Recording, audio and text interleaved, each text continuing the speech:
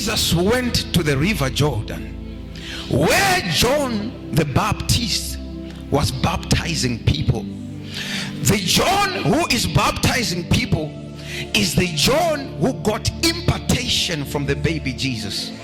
But yet Jesus is standing in the crowd. Nobody knows his name. Nobody knows who he is, but he is the one who gave the mantle to the John that you know. Let me tell you something. When God is about to raise you, sometimes it's not about rushing to the platform.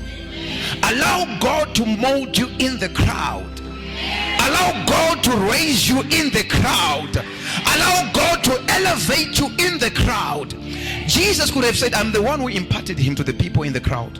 But the Bible says Jesus was just there in the crowd. Nobody knew him at that time. His ministry had not yet begun.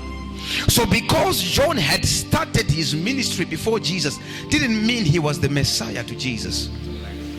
Just because they got it first doesn't mean they are better than you. Some of us need time of preparation. If you look at the end of all their ministries, John the Baptist was beheaded and killed. Jesus was crucified. He was killed, but then he rose again. All this rising up is not coming from the 3 years of his ministry. They are coming in the 30 years of the preparation of the ministry of the 3 years. Hello? Jesus prepared himself for 30 years so that he can preach for only 3 years. The ministry, all these miracles that you hear, that Jesus rose the dead, Jesus healed the sick, Jesus opened the eyes, all of those things happened in 3 years. But those 3 years came as a result of 30 years of preparation. Let them get married while you watch. God is preparing you for your platform. Let them buy houses while you are still watching.